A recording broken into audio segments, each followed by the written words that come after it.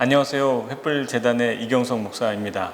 눈에 보이지도 않는 작은 바이러스 때문에 우리는 한 번도 겪어보지 않은 일들을 경험하고 있습니다. 교회도, 목회도, 선교도 어렵습니다. 이런 상황에서 무엇을 어떻게 해야 할지 혼란스러우시리라 생각합니다.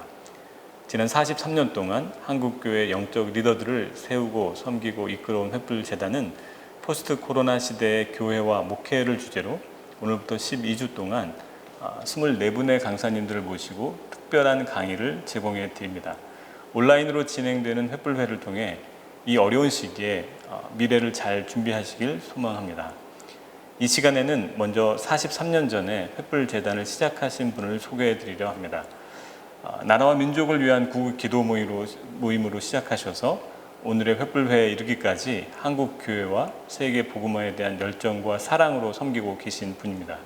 재단법인 기독교 선교 횃불재단의 이영자 이사장님께서 환영의 말씀을 전해 주시겠습니다.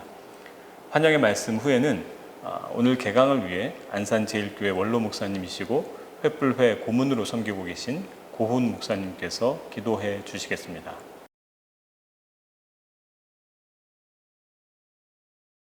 할렐루야, 안녕하셨어요?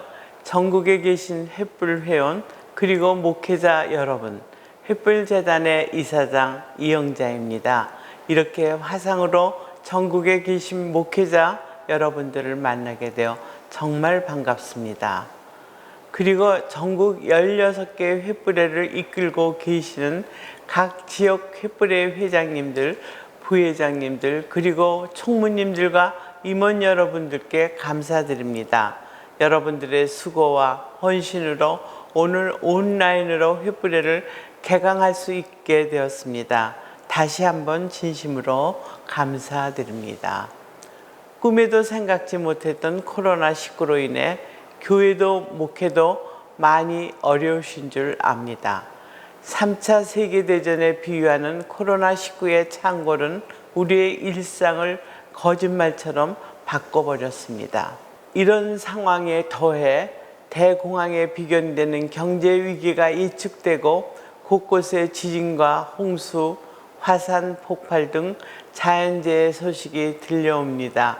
메뚜기 떼의 창궐과 기상이변으로 인한 식량 위기도 파다합니다.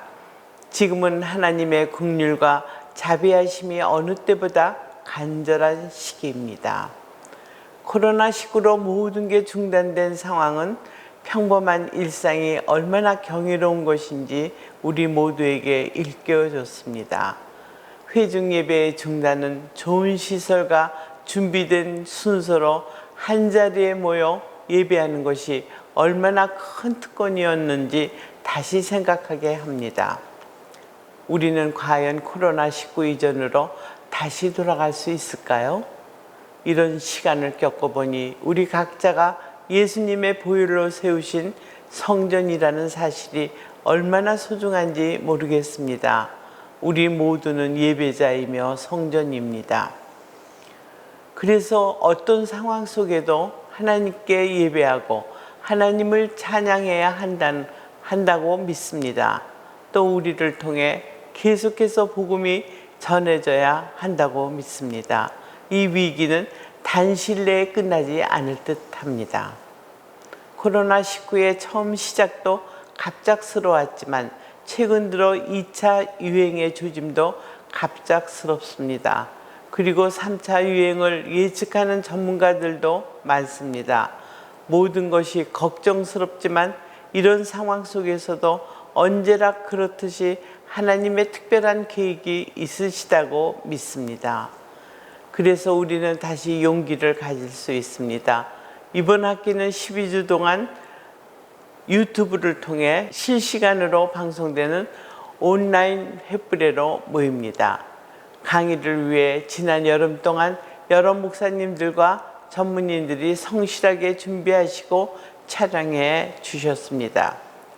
이 강의를 통해 다가오는 시대는 어떤 시대이고 이런 시대의 교회와 목회자들은 어떻게 준비되어야 할지 귀한 지혜와 지식을 나눠주실 것입니다. 계속되는 코로나19 상황 속에 경황도 없으시고 앞으로 무슨 준비를 어떻게 해야 할지 막막하실 수도 있습니다. 하지만 목회자 여러분이 살아나셔야 교회가 살고 나라와 민족이 살아납니다.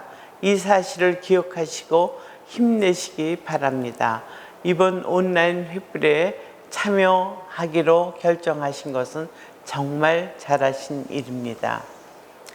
횃불을 통해 이 어려운 시대를 헤쳐나갈 용기와 지혜를 얻으시고 이 위기를 기회로 받으시는 여러분이 되시길 기도하겠습니다. 감사합니다. 상한 갈대도 꺾지 않고 꺼져가는 심지도 불지 않는 자비로우신 주여, 지금 한반도와 열방은 극한 환난 속에서 위기와 위협으로 영적 대방황 속에 빠져 있습니다. 우리를 불쌍히 여겨 주시어 구원하여 주시옵소서. 코로나19 전염병은 지난 반년 동안 지구촌 전역을 휩쓸고 교통도, 교역도, 교육도, 교회까지도 문을 닫고 유럽은 가뭄으로, 아시아는 홍수로 사람 사는 땅을 황폐시켰습니다. 선교사들은 추방당하여 선교지를 잃고 주의 종들은 거짓 선지자 노릇하며 왕처럼 추앙받고 목자들은 십자가와 희생 없이 자기 배만 채우고 양들은 선지자와 목자를 잃고 유리하고 방황하는 길 잃은 양무리가 되었습니다. 물이 없어 가람이 아니고 양식이 없어 주림이 아니고 하나님의 말씀을 듣지 못한 기근이라 하신 주여, 그럼에도 남은 자 민족, 남은 자 교회로 구루터기에 소명을 주시지 않았습니까?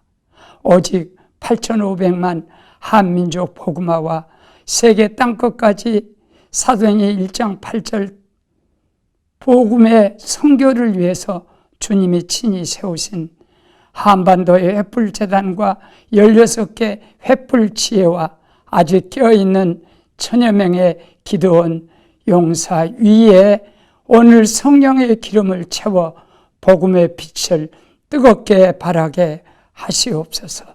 나는 산돌이다. 나 위에 그들이 떨어지면 부서지겠고 내가 그들을 위해 떨어지면 가루를 만들어 흩으리라 하신 주여, 코로나19로 국론까지 분열되고 2달 장마비 홍수로 피투성이 되어버린 이 땅에 주의 자비를 베풀어 주시옵소서. 주의 자비를 베풀어 주시옵소서. 우리 한국교회가 심판받을 만큼 교만했습니다. 우리 한국교회가 심판을 받을 만큼 타락했습니다. 주여, 우리 한국교회를 용서하시고 회개의 영을 내려주시옵소서. 오늘 이 학기 횃불 강의는 포스트 코로나 시대의 교회 목회란 주제로 김삼복 원로 목사님께서 말씀을 주십니다. 성령께서 말씀하게 하시고 우리 모두에게 은혜를 내려 주시옵소서. 특별히 횃불재단과 이사장 이영자 목사님과 16개 지혜와 1000여 명의 종들에게 축복을 내려 주시옵소서. 축복을 내려 주시옵소서. 예수님 이름으로 간절히 기도 올리옵나이다.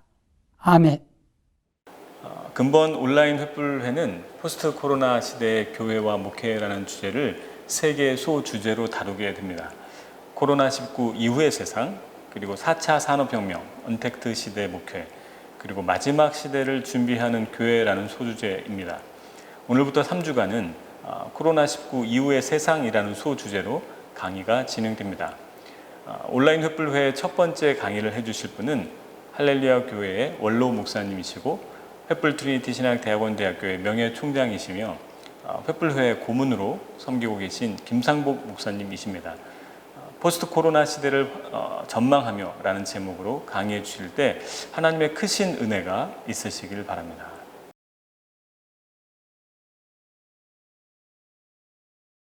전국에 계시는 목회자 여러분, 오늘 우리는 참 특별한 일을 경험하고 있습니다. 그동안에 했던 그 오프라인 강의가 아니고 온라인 강의로 이번 학기를 시작하게 됐는데요. 하나님께서 또 새로운 방법으로 우리들에게 주신 길 놀라운 은총을 우리가 체험할 수 있길 바랍니다. 저에게 주어진 그 제목이 코로나19 시대와 미래 목회, 이런 엄청난 제목을 줬어요. 그래서 이 코로나 시대에 우리가 무엇을 어떻게 해야 될지 좀 생각을 해보십시다. 코로나 바이러스가 어디서 시작했나? 대개 세 가지 학설이 있어요. 첫째는 음모설이에요. 중국이 그 후난 세균 연구소라는 데가 있는데 그 큰 연구소더라고요. 사진에 보니까. 그 연구소에서 이 코로나 바이러스 19를 가지고 결국 퍼뜨려서 그 감염된 사람들을 비행기를 타고 미국으로 보내가지고 미국을 흔들어서 트럼프 대통령을 낙선시키려고 한다. 뭐 이런 음모설도 있고요. 또 이제 미국 쪽에서 그 트럼프하고 폼페오가 이런 말 하니까 시진핑 중국도 대통령은 미국 군대가 그 병균을 만들어가지고 후난에 와서 퍼뜨렸다. 또 이렇게 그 외교부가 말하더라고요. 그게 뭐 그럴지 참 의심이 됩니다만은 거의 과학적으로 정확한 얘기는 결국 짐승에게서부터 박쥐에서 시작해서 그것이 다른 짐승에게 연결됐다가 거기에서 사람이 옮겨가지고 사람에서 사람으로 그다음에 퍼졌다. 이제 이렇게 말을 해요. 근데 몰라요. 뭔지 정확히 알지를 못합니다. 이 코로나 바이러스고 A형이 있고 B형이 있고 C형이 있다고 그러죠. A형은 이미 우리가 경험했죠. 사스죠. B형은 메르스, 우리나라도 경험을 했지만 그때는 그렇게 어렵지 않았어요. 근데 이번에 이 C형은 보이지 않는 병균 때문에 언제 어디서 어떻게 걸린지 알지도 못하고 걸려가지고 많은 사람이 고생을 하고 전 세계가 팬데믹 상태에 지금 가고 있습니다. 최근에 제가 들은 그 보도에 보면은 뉴욕 같은 도시에는 아주 너무너무 심해가지고 한 교회에서 100명이 죽었답니다. 이 흑인들 교회인데요. 브롱스에 있는, 브롱스가 이제 제일 가난한 사람들이 많이 사는 그런 지역인데 그 지역에서 그냥 큰 아파트에 가난한 사람들이 사니까 엘리베이터를 타도 그냥 같이 타고 그래가지고 한 교회에, 브롱스에 있는 교회가 100명의 교인이 죽었다고 그 목사님이 얘기하는 얘기를 제가 들었어요. 참 너무도 끔찍하고 슬프고 비극적인 그런 현상입니다. 그래서 이 병에 걸리면 참 여러 가지 현상들이 나타나는데 보니까 뭐 목도 아프고 콧물도 나고 피로감이나 마른 기침이나 통증이나 코 막히고 숨 막히고 등등 온 몸이 아파서 결국은 숨을 못 쉬고 죽는다는 거예요. 이런 걸 우리가 과거에 본 적이 없는데 참 우리가 새로운 시대에 참 어떻게 이런 환경을 우리가 뚫고 나갈 수 있을까? 많은 염려들을 우리가 하고 있습니다. 그래서 뭐 손을 씻어라, 거리두기를 해라, 열을 재라, 무슨 조금만 아파도 집에 있어라 등등 많은 주의사항이 있잖아요. 근데 이런 일이 일어나니까 우리 한국도 마찬가지죠. 우리 한국도 결국은 이런 사건 때문에 교회 환경이 확 달라졌습니다. 교회는 뭐 교회뿐만 아니라 전국에 있는 우리 국민들과 우리 교인들 다 마찬가지로 절대로 두려움이 있어요. 두렵죠. 왜냐하면 어떻게 걸린지도 모르고 약도 없고 해결의 길도 없고 언제 걸릴지도 모르고 이게 뭐 전혀 모르는 상태에서 감염돼서 사람들이 이렇게 많이 죽으니까 참 두려움이 있습니다. 더구나 이 병은 걸리면 죽으니까, 죽는 사람들이 많으니까는 더욱이나 죽음에 대한 두려움이 있죠. 그리고 또 불안합니다. 어딜 가도 마스크를 안 쓴 사람이 나타나면은 혹시나 또 저 사람이 때문에 우리가 걸리지 않을까 이런 걱정도 하고, 어느 목사님 한 분이, 우리 한국교회 지도자 목사님 한 분이 마스크를 안 쓰고 다녀요. 그래서 왜 마스크를 안 쓰냐 그랬더니 자기는 아무렇지도 않기 때문에 안 쓰고 다닌다 그래. 그래서 내가 목사님은 건강해서 괜찮았고 목사님이 전염시킨다는 게 아니라 다른 사람들이 불안해합니다. 다른 사람을 위해서 써야지. 나 괜찮다고 그렇게 막 돌아다니면 어떠냐고. 그래서 내가 좀 한마디 했어요. 근데 그 다음에 만났는데 또 안 하고 나타났어요.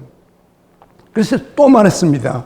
목사님, 지난번에 말했는데 왜 마스크를 안 하고 다닙니까? 제가 좀처럼 싫은 말을 안 하는 사람인데, 그분 때문에 사람들이 불안해하죠. 그분이 가게 가면 이 사람이 마스크도 안 쓰고 왜 들어왔나? 그러죠? 세 번째 만났는데 또 안 쓰고 왔어요. 그래서 제가 아무 말도 안 했어요. 서로 참 불안 때문에 두려움과 불안이 있죠. 또 염려가 됩니다. 어떤 사람은 이것 때문에 디프레션에 빠지기도 해요. 그러니까 이 어려운 시대에 어려운 환경에서 어려운 사람들과 함께 우리가 목회를 해야 되는 참 큰 도전이 우리들에게 있습니다. 그래서 이제 교회에서도 보니까요, 이제는 온 교인들이 한 자리에서 같이 예배를 못 드려요. 참 주일날 우리가 예배를 함께 드릴 때는 그 시간이 대축제 시간이거든요. 그 소위 말하는 대예배는 축제의 시간입니다. 그 시간은 많은 사람이 모여서 같은 음성으로, 한 음성으로, 큰 소리로 혼자서 부르던 찬송을 수백 명이, 수천 명이 이렇게 같이 부르고, 거기에서 우리가 새 힘을 얻거든요. 그러니까 그 예배는 참 너무너무 우리에게 중요해요. 근데 그걸 못하는 거예요. 우리가 예배를, 주일 예배는 특별히 축제적으로 예배를 드려야 합니다. 목사님들이 예배를 계획할 때도 정말 주님을 기뻐하고 주님께 영광 돌리고 주님께 헌신하고 주님 사랑을 고백하고 이러면서 주의 음성을 듣고, 예수 믿는 사람들이 대축제가 주일 대예배 시간이에요. 이 시간은 참 중요하죠. 그래서 교회는 모든 그 자원을 총동원해서 성가대도 가장 잘해보려고 그러고, 오케스트라도 잘해보려고 그러고, 그리고 모두가 다 예배 인도하는 사람들, 예배 돕는 사람들이 최선을 다해서 하나님의 백성들이 한자리에서 예배를 드리고 싶어 하죠. 그것이 우리 믿는 사람들에게는 최대의 행복 가운데 하나입니다. 근데 그걸 못하게 된 거예요. 벌써 2달 이상, 석 달 못했죠. 이제 겨우 다시 시작을 했는데, 시작을 해서 보니까 이 3분의 1도 못 오는 거예요. 예? 다 들어올 수가 없어요. 이 소셜 디스턴스를 해야 되니까, 우리들이 가까이 앉을 수 없어요. 그래서 다 이 거리를 둬서, 그 표시에는 그 자리에 앉아야 돼. 그리고 한 줄은 앉고, 한 줄은 또 뛰고, 또 그 다음에 한 줄 앉고. 성도들이 다 올 수도 없고, 오게 되지도 않아요.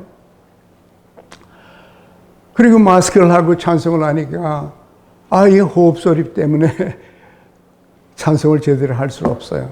그래서 찬송을 인도하는 사람들만 주로 찬송하고, 마스크 쓴 사람은 그냥 속으로 응얼대죠. 같이 찬송도 못 합니다. 같이 통성기도도 못 해요. 왜? 침이 튀니까. 그렇게 하면 안 돼요. 그래서 같이 예배 드려도 몇 명만 모여서 또 찬송을 불러도 마음껏 부르지 못하고, 통성기도도 못하고, 예배가 마음이 클클한 거예요. 이거 이렇게 우리가 예배를 드려도 되나. 그리고 또 만나서 예배 마치고 인사하고 싶은데 누군지 모르겠어요. 눈밖에 안 보이니까. 그래서 어떤 때는 잘 아는 사람들 그냥 모르고 그냥 지나가는 거예요. 만나서도 악수도 못해요. 뭐 주먹으로 이렇게 하기도 하고. 참 새로운 세상이 되고, 목회 생활에서도, 교회 생활에서도 어려운 여건을 우리가 지금 경험하고 있습니다. 헌금할 때도 그 교회에서 헌금하는 또 즐거움이 있거든요. 그 헌금 봉투에다 넣어서 그 헌금 주머니에다 이렇게 집어넣을 때 그때 헌금하는 것 같아요. 근데 이제 그것도 못해요. 그것도 못하고 그냥 봉투에다 넣거나 함에다 넣거나 아니면은 온라인으로 보내거나 그런 즐거움도 그 참 우리에게 큰 즐거움인데 그것도 뭐 못합니다. 눈물과 침 때문에 통성기도도 못하고 또 소그룹도 못하고 중그룹도 못하고요. 결국은 온라인 예배라고 하는 새로운 예배를 우리가 드릴 수밖에 없어요. 서로 만나지 않고 집에서 텔레비에 앉아서 아니면 핸드폰을 들고 예배를 드리게 된 이런 현상이 우리에게 나타났습니다. 이게 얼마나 오래 갈지 좀 걱정이 되고 좀 염려가 되기도 해요. 신방도 못 하잖아요. 어린이집도 신방을 못 해요. 또 더구나 어려운 요양원에 계신 분들은 찾아가지도 못합니다. 가족도 못 가니까요. 그러니까 사람들의 마음이 걸걸하고 불안하고 두렵고 참 갈등이 많이 있습니다. 이런 상태에서 우리들이 지금 다시금 코로나가 우리나라에도 조금 잠잠해지면서 교회 예배를 이제 드리기 시작을 했습니다. 그러나 또 한 가지 좋은 것도 있어요. 이제는 어디서나 예배를 드릴 수 있다는 거예요. 그냥 핸드폰만 탁 켜면 돼요. 심지어 여행을 다녀도 외국을 가도 그냥 온라인 예배가 있으니까 바로 그냥 어디 있어든지 그 예배에 참석할 수 있는 또 이런 또 축복도 그것도 전혀 또 다른 축복이에요. 뿐만 아니라 교회에서 못 모이니까 가정에서 특히 아이들 가진 사람들은 집에서들 온라인으로 예배를 드리잖아요. 그러다 보니까 가정 예배가 강화됩니다. 그동안엔 아이들은 아이들대로, 엄마는 엄마대로, 아빠는 아빠대로 이렇게 교회를 갔는데 이제는 온 가족이 매 주일마다 같이 모여서 같이 찬송하고 예배드리고 같이 기도하고 가정의 신앙이 강화된 것, 이것은 큰 축복이에요. 그동안에 이것이 부족한 그런 데도 있잖아요. 근데 우리 이번 기회를 통해서 우리가 가정의 예배가 회복이 되는 것, 참 그것은 플러스라고 생각을 합니다. 또 뿐만 아니라 개인 신앙, 우리 자신의 개인적인 신앙의 중요성 우리가 깨닫게 됐어요. 이 건물이 아니구나. 예수님도 그랬죠. 사마리아 여인 보고 이 산에서도 말고 예루살렘에서도 말고 참으로 예배드릴 때가 오는데 신령과 진리로 하나님께 예배를 드리는 자를 하나님이 찾으신다. 그러니까 예배가 이게 그죠? 교회 우욱 모여서 같이 뭐 이렇게 예배드리고 떠나고 이게 아니구나. 참 예배는 개인적인 것이구나. 나와 하나님과의 관계구나. 그래서 하나님과 나와의 관계를 강렬하게 일으킬 수 있는 그런 그 중요한 것을 우리가 발견하게 됐어요. 사실상 그래요. 마지막 가서 보면은 여러분과 저의 개인의 신앙의 문제입니다. 아무리 큰 교회에서 아무리 좋은 시설에서 예배를 들어도 내가 영적으로 메말라 있으면 아무것도 아니에요. 내가 남편이고 내가 아내고 내가 직장인이고 내가 이웃인데 내 상태가 흔들어져 있으면 내가 제대로 영적으로, 육적으로, 정서적으로 정돈이 안 돼 있으면 나라는 한 사람 때문에 내 가족이 힘들어져요. 내 직장도 힘들어지고요. 나 때문에. 그러나 내가 하나님 안에서 개인적으로 우리 신앙을 잘 개발하고 하나님 앞에서 살면 내가 무슨 일을 하든지 사람 앞에서 하지 말고 하나님 앞에 서라. 죽게 하듯 하라. 하신 그 사도 바울의 말씀 따라서 우리 개인의 신앙의 강화가 얼마나 중요한가 이것을 우리가 느끼면서 자신의 신앙을 도모하고 자신의 신앙을 성장시키고 강화하려고 우리가 지금 노력을 하고 또 그것은 큰 장점이라고 생각도 됩니다. 그리고 또 목회자들에게는 또 장점이 하나 생겼는데 그것은 지금까지는 오프라인에서 교회에 모여서만 예배를 인도하고 성도들과 교류할 수 있어요. 이제는 온라인으로도 할 수 있다는 또 하나의 목회의 채널이 생긴 겁니다. 우리가 다 무슨 뭐 방송을 하거나 유튜브를 하거나 그런 사람들은 아니죠. 근데 이번에 코로나 때문에 어쩔 수 없이 이걸 배워야 됐어요. 이런 걸 해야 됐습니다.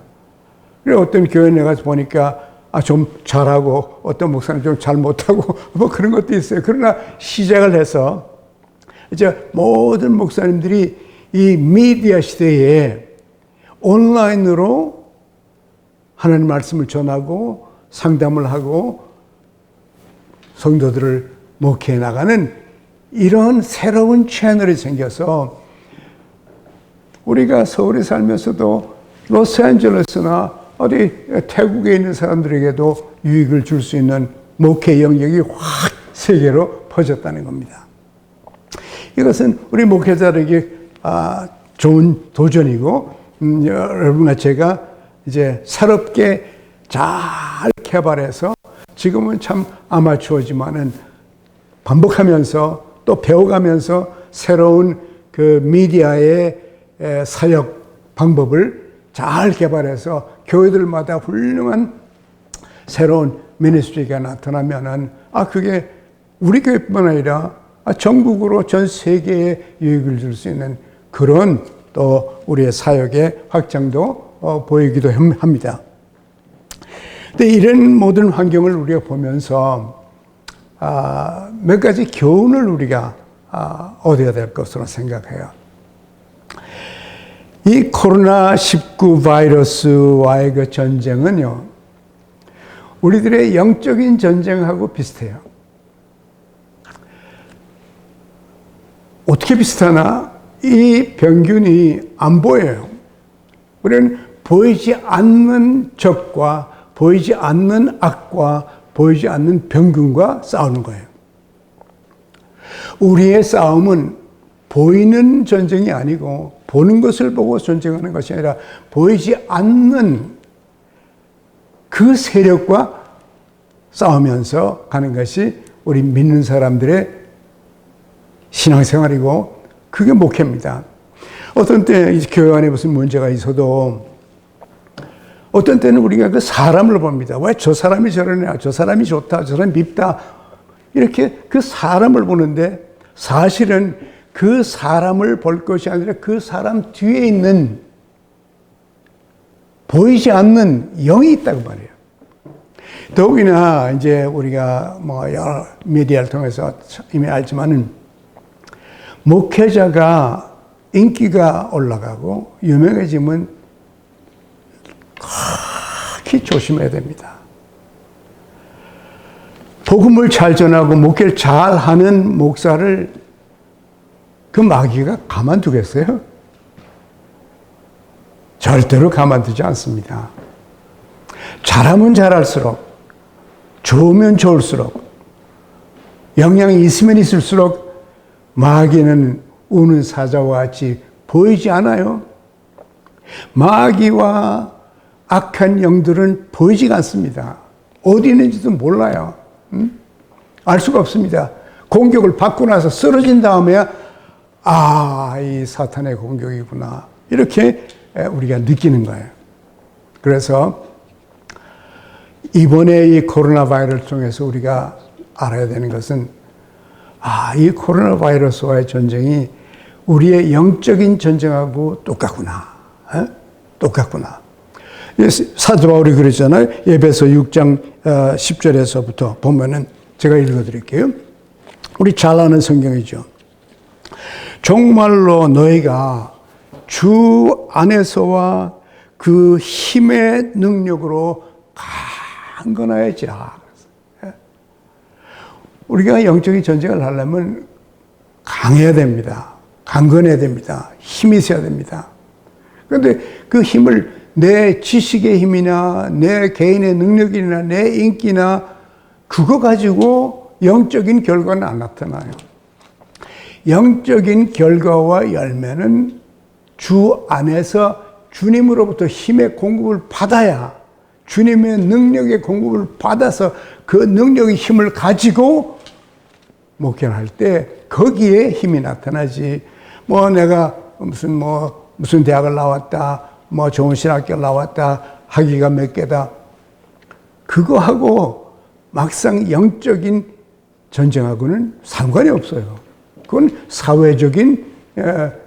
사회적으로 박사학위 있는 사람과 없는 사람은, 교인들이 박사학위 있는 사람은 더 선호할 수도 있겠죠. 그러나 그거 가지고 목회가 하는 것이 아니죠. 제가 미국에 있을 때 남쪽의 어느 한 도시에 가니까 그 동네 새로운 말이 하나 돌아다니게 했는데 뭐라고 하는 거니? 박사학위를 가진 목사는 초청하지 말라. 그런 말이 있더라고요. 그래서 그건 무슨 말이냐? 그러니까 박사학위 없을 때는 신방을 하더니 박사학위를 받고 나더니 내가 박사인데 나한테 찾아오라. 나한테 오라. 내가 신방 안 간다. 박사학위 없을 때는 새벽 기도도 열심히 하더니 박사학위 받고 나니까 그러면 그 학위가 전부인 것처럼. 그래서 박사학위 받아가지고 오히려 목회에 마이너스가 되니까 박사학위 받은 목사는 초청하지 말라. 물론 좀 과한 얘기죠. 그러나 그런 얘기도 있더라고요. 결국은 목회는 영적인 일이지 지적인 일이나 개인의 능력이나 개인의 인기나 그런 거하고 상관이 없거든요. 그러니까 너희가 얘기한 대로 정말로 마지막으로 너희들에게 말하는데 주님 안에 있으라. 주님 안에서 강건해지라. 또 주님의 힘의 능력을 받으라. 그래야 영적인 일은 눈에 보이지 않는 전쟁이기 때문에 제대로 전쟁을 할 수 있다. 그랬어요.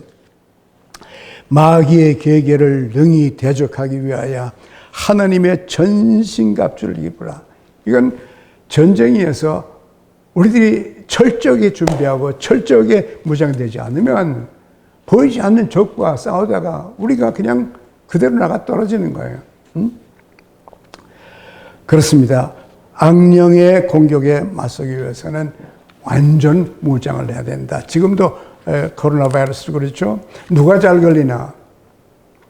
이미 무슨 병을 가지고 있는 사람이 잘 걸리고. 왜? 벌써 저항력이 떨어져 있기 때문에 그런 사람들이 병 걸려서 죽기도 하고, 또 나이가 많은 사람들 바이러스 걸리면 많은 사망이 나이 든 사람들한테 생긴다는 거예요. 그래서 70, 80된 사람은 밖에 나가지 말라.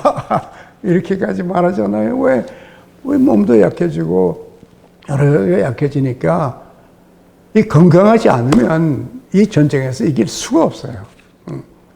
이길 수가 없습니다. 영적인 전쟁도 마찬가지예요. 주 안에서와 주님의 능력을 가지고 전신갑주로 단단히 준비해서 건강하고 힘이 있고 그 속에 영적인 에너지가 있고 이렇게 준비가 되어 있지 않으면 영적인 전쟁에서 이길 수가 없어요. 약해지면 공격을 당합니다. 약해지면 감기도 걸리잖아요. 벌써 이렇게 저항력이 떨어지면 바로 감기에 걸리고 말잖아요. 그래서 우리가 이번 기회를 통해서 이거 우리가 약해가지고는 안 되겠구나. 주님 안에서 살아야 되겠고 주님의 능력의 힘을 힘입어서 전쟁을 하고 이런 영적인 갑옷을 단단히 입어야 되겠구나. 이런 도전을 우리 목회자들이 받을 필요가 있어요. 그 다음에 이제 12절에 바로 그 말인데요. 우리의 싸움은 혈과 육에 대한 것이 아니다. 혈과 육과 싸우는 게 아니라 보이지 않는 정사와 권세와 어두움의 세력, 세과 이 세상의 주관자들과 하늘에 있는 영들, 즉 마귀들이죠. 사탄과 마귀예요. 보이지 않는 세력과 싸우는 것이 우리 신앙생활이고 목회생활이죠. 그게 바로 우리는 이 눈으로 보는 것들, 이런 것들이 중요한 게 아니에요. 여러분, 우리가 아는 대로 사탄은 본래 루시퍼라고 그러지 않았어요? 루시퍼가 3대 천사 가운데 한 명입니다. 마이클하고 루시퍼하고 또 누군가 그 3대 천사가 있죠. 천사장인데 그 중에 하나가 루시퍼거든요. 루시퍼가 하나님처럼 되겠다고 반항해서 결국은 쫓겨났는데 그 쫓겨날 때 요한계시록에 보면은 그 천사가 숫자가 아주 많아요. 지금 우리 전 세계 인구보다도 더 천사의 수가 많더라고요. 그렇게 많은 천사 가운데 3분의 1이 사탄과 루시퍼와 함께 타락을 했어요. 반항을 했습니다. 그래서 하늘에서부터 쫓겨났어요. 그러면 이 사탄과 악령들이 어디 있나? 바로 여기 있는 거예요. 우리 옆에 있는 거예요. 여러분, 그 마귀 들린 사람 하나가 한 군대가 그 사람 안에 들어갔다고 그랬잖아요. 무슨 군대? 마귀 악령들의 군대가 한 사람을 공격했다. 많은 군대가 공격을 했다 그랬어요. 그러니까 여러분과 저도 목회자로서나 아닌 신앙인으로서 나 한 사람을 꺾기 위해서 수많은 악령들이 공격을 할 수가 있는 거죠.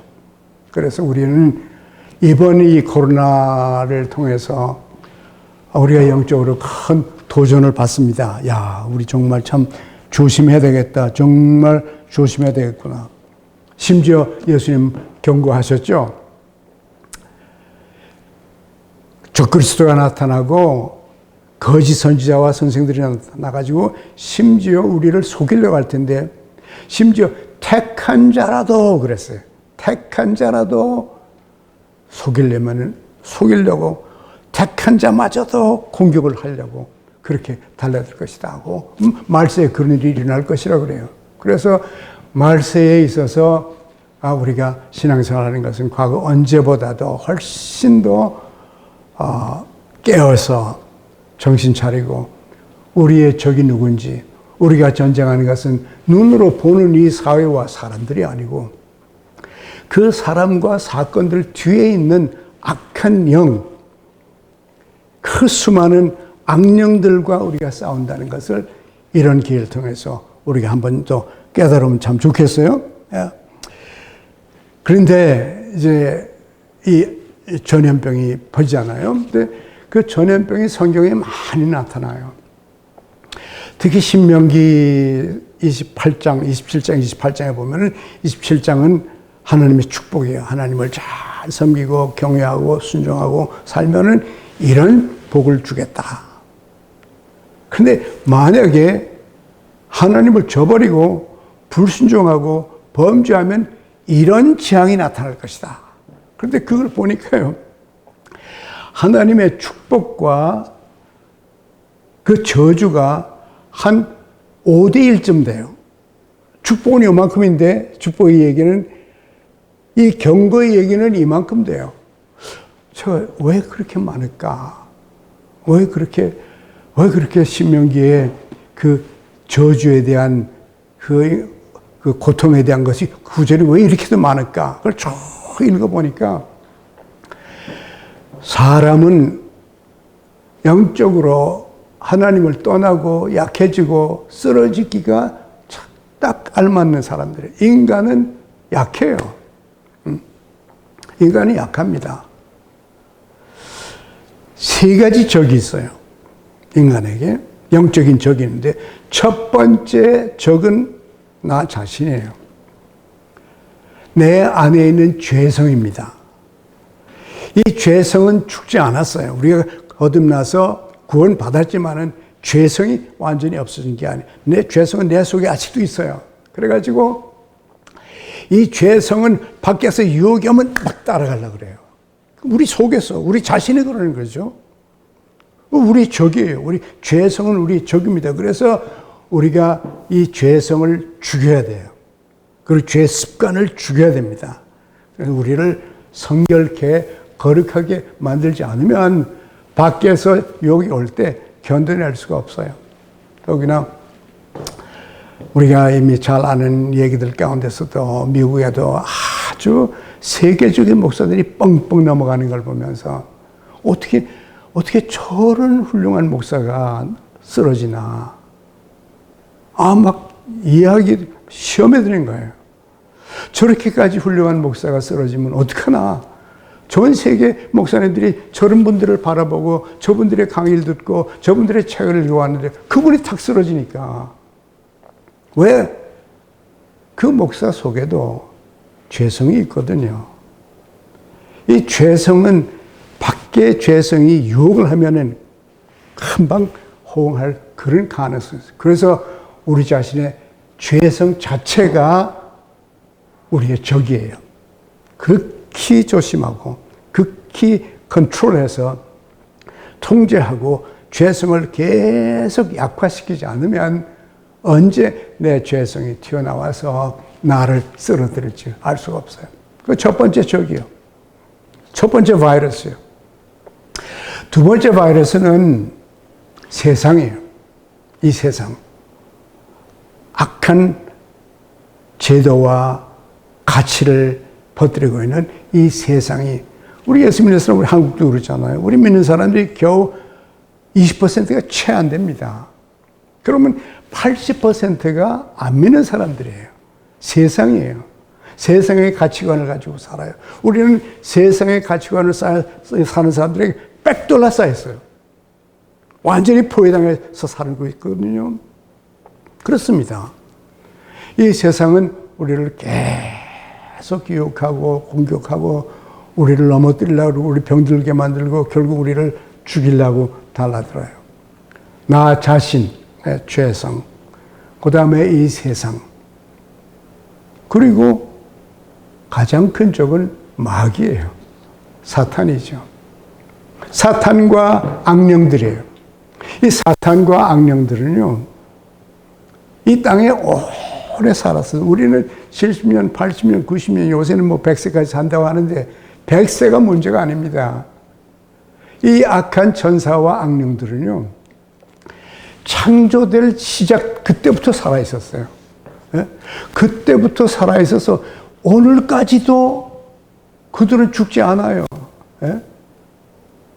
그래서 이 세상에 수많은 사람들을 쓰러뜨렸고, 수많은 사람을 죽였고, 수많은 나라를 무너뜨리고, 사람을 무너뜨리고, 나라를 무너뜨리고, 이 세계를 어지럽히는 전문가입니다. 벌써 하도 몰라, 전지창조 이래로 지금까지 몇 년 된지 우리가 정확히 모르지만은 그 수많은 세월 동안 사탄과 악령들은 하나님의 적으로서 선한 것들, 좋은 것들, 칭찬할 만한 것들, 사랑할 만한 것들, 참 진실한 것들, 이런 것들을 그냥 부시고 없애는데 선수들입니다. 우리가 우리 스스로 노력해가지고 마귀와 악령과 싸워서 절대로 못 이깁니다. 이들은 오랫동안 연습하고 오랫동안 훈련된 악령들이에요. 우리는 겨우 뭐 많아봤자 100년이에요. 상대가 안 됩니다. 나 개인과 사탄과 악령 상대가 전혀 되지 못합니다. 그래서 우리가 싸우는 전쟁은 혈과 육이 아니고 공중의 권세 잡은 자들이에요. 사탄과 악령들이에요. 그래서 우리 스스로가 감당할 수가 없습니다. 할 재주가 없어요. 능력이 없어요. 그래서 주님 안에서 싸워야 되고 주님의 능력을 힘입어 싸워야지 우리 스스로의 재주와 능력과 우리의 인기와 이거 가지고 영적인 전쟁은 안 됩니다. 그래서 사도 바울이 조심하라. 조심하라. 전신갑주를 입으라. 이번 코로나 바이러스 중에서 우리가 이 영적인 전쟁이라는 사실을 깊이 느끼고 우리 목회자들뿐만 아니라 우리 목회자가 성도들에게 이 사실을 정확하게 확실하게 가르쳐줘서 모두가 다 정신을 번쩍 차리는 그런 기회가 될 수가 있을 것이에요. 그런 하나의 도전의 기회가 될 것으로 생각을 합니다. 그런데 죄에 감염이 되면은 인간이 망가집니다. 우리가 창세기 3장에서도 보잖아요. 창세기 3장에 보니까 한 6, 7가지로 망가져요, 인간이요. 죄가 들어가니까. 죄가 없을 때는 괜찮았어요. 근데 죄가 들어오니까 죄가 사람을 깨뜨리는 거예요. 이사야서 그러죠. 머리 끝에서부터 발끝까지 성한 데가 하나도 없다. 그래서 한번 제가 성경을 찾아봤어요. 머리에 대한 거, 눈에 대한 거, 뭐 입에 대한 거, 목구멍에 대한 거, 뭐 혀에 대한 거, 목에 대한 거 하다 보니까 와, 뭐 우리 마음에 대한 거, 우리의 정서에 대한 거, 성경에 그걸 쭉 찾아보니까 이걸 보고 인간이 완전히 망했구나, 타락했구나 하는 것을 제가 아주 절실히 느낀 때가 있었어요. 우리 속에 죄성이 있는데 이 죄성은 몇 가지로 이 창세기 보니까 없을 때와 있을 때 차이가 납니다. 죄 없을 때하고 있을 때 죄가 들어오고 나가니까 첫 번째 망가진 것이 우리 머리예요. 생각이 망가져요. 이성이 망가집니다. 즉 생각을 제대로 못해요.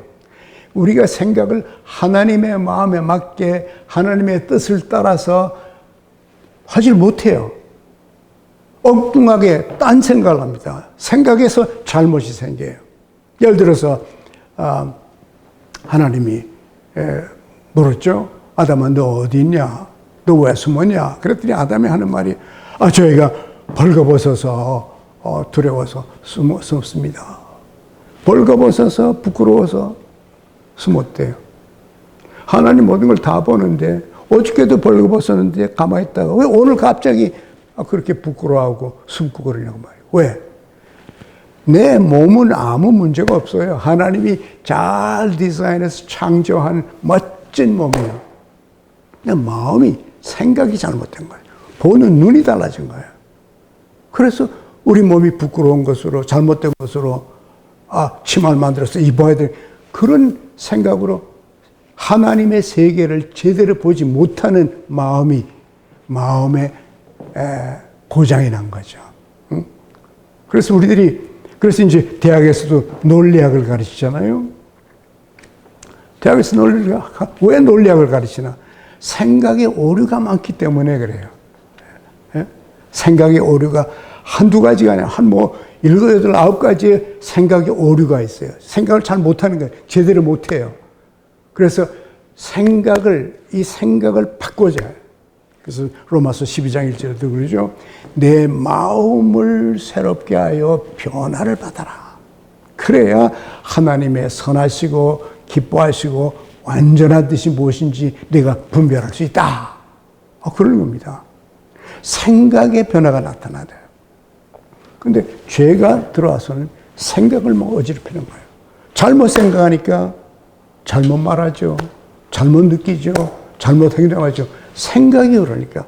생각하는 대로 인간은 가거든요. 우리 이성이 고장이 났습니다.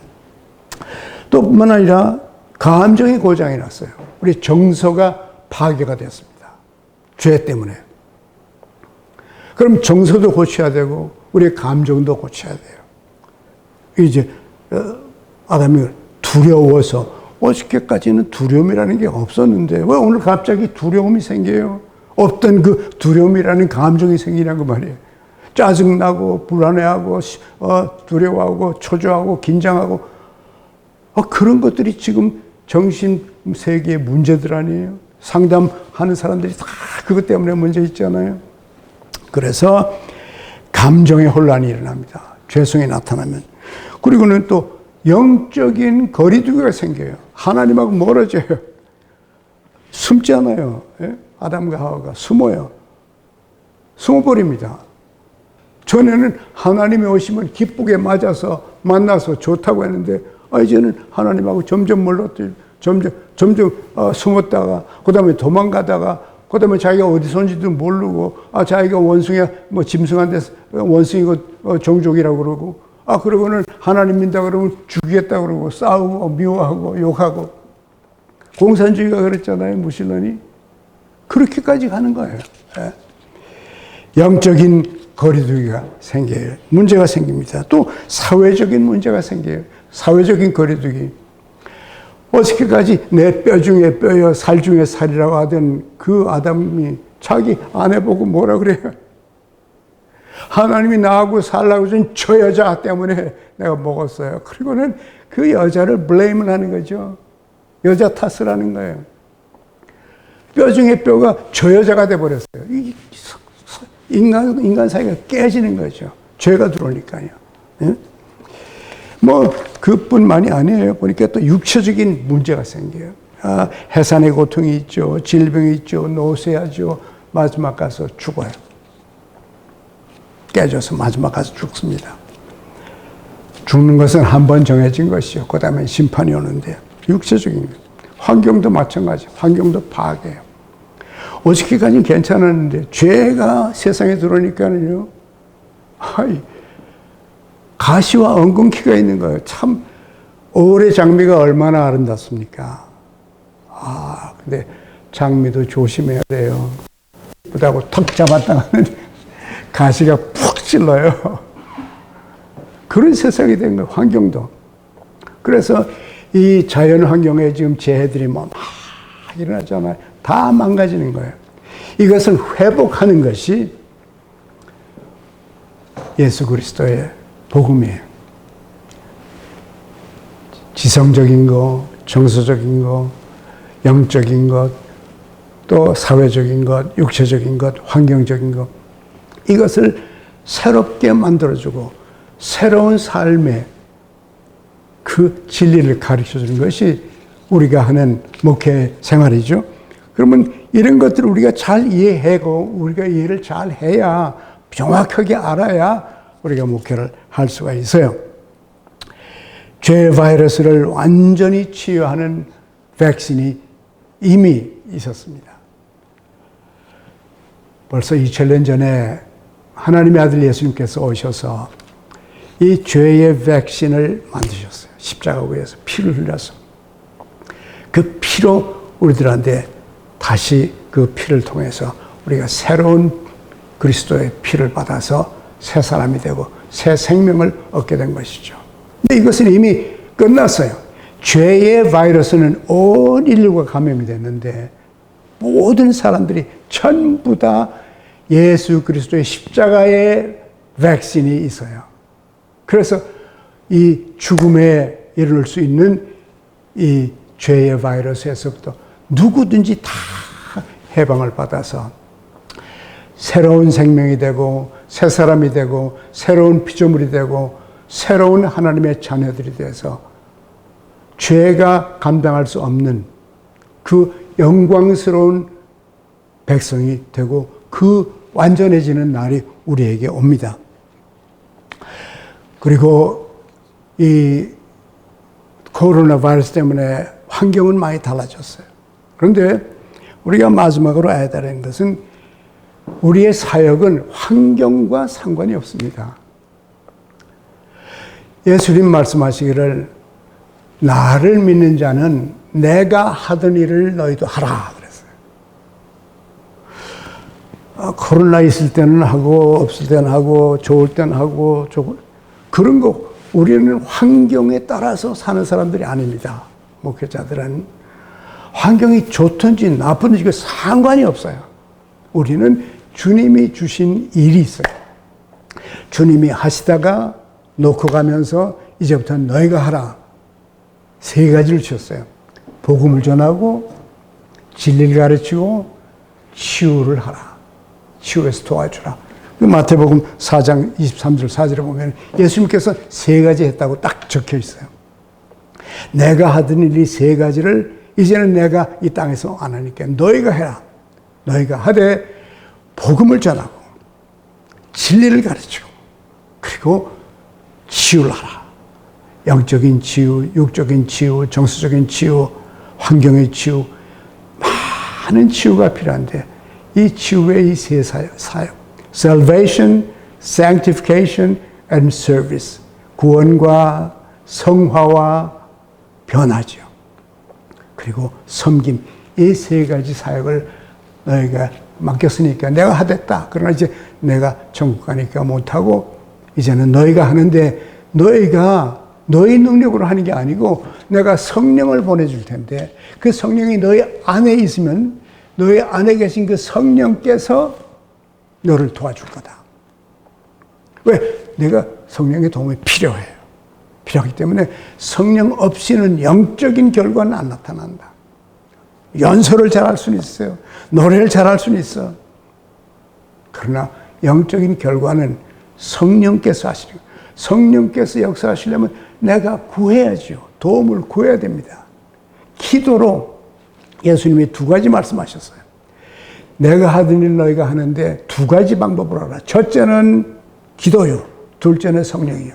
기도로 성령의 도움을 시시각각 구하면서 나 자신이 복음으로 완전히 무장되고 내가 하나님의 성령으로 거듭나고 새 사람 되고 성화되고 변화되고 그러면서 섬기는 것처럼 이 일을 성도들에게도 가르쳐서 목사와 함께 성도들이 구원의 사역과 성화의 사역과 섬김의 사역 이 3가지를 하라고 우리에게 명령했습니다.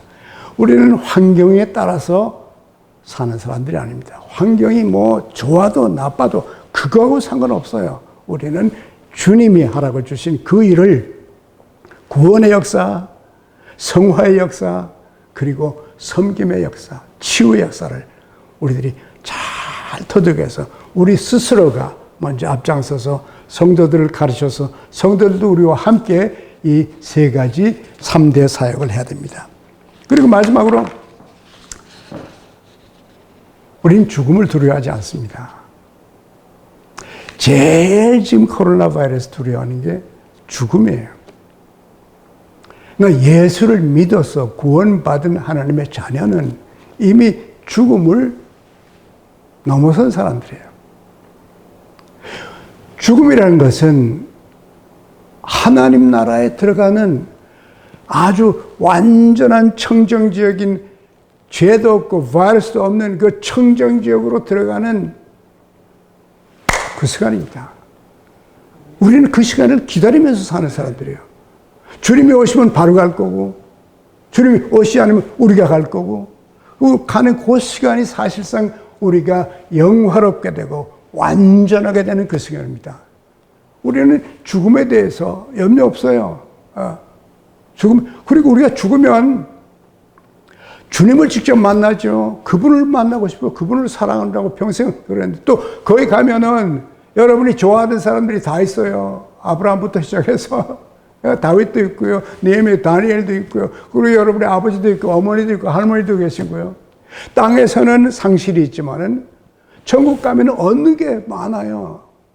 보고 싶었던 어머니, 아버지, 할머니, 할아버지, 형제들 거기 가서 다 만나요. 그분들이 기다리고 있습니다.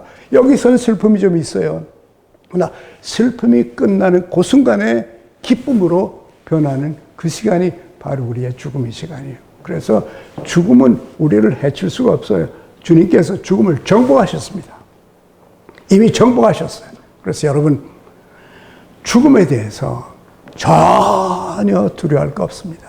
언제 죽어도 우리는 승리자로 임할 것입니다.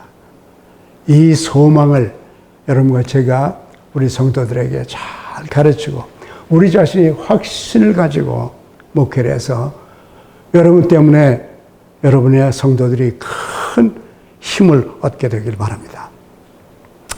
감사합니다. 오늘 두 번째 강의를 해주실 분을 모시도록 하겠습니다. 기독교 대한선교교회 총회장으로 섬기고 계시고요. 중앙선교교회 담임으로 또 서울횃불교회 회장으로 섬기고 계신 한기채 목사님이십니다. 코로나19 한국 교회가 해야 할 회개라는 제목으로 강의해 주실 때 하나님의 음성을 듣는 그런 시간 되시길 바랍니다.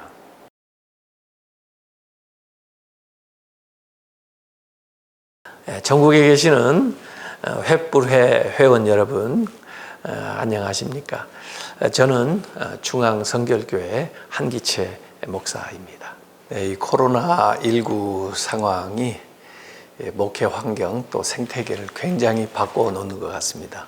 어찌 보면 앞으로 우리가 경험하게 될 한 10년 그 역사를 한 번에 압축시켜 가지고 짧은 시간에 이렇게 변화를 저희들이 경험하는 것 같습니다. 그러다 보니까 이전에 우리가 유효하게 활용했던 것들이 더 이상 이제 이 역할을 못하는 것들이 있고, 또 그동안 준비하지 못했는데 갑자기 들여닥쳐서 또 새롭게 해야 될 것들이 많이 있다, 이렇게 생각을 합니다. 그래서 어떤 분들은 After Corona AC 이후에 좀 달라져야 된다 하는데, 우리가 이제 BC Before Corona AC After Corona 그러는데, 이전에도 우리가 AD라는 말을 쓸 때 After Digital 이렇게 얘기를 하곤 했거든요. 그래서 이 디지털 환경에서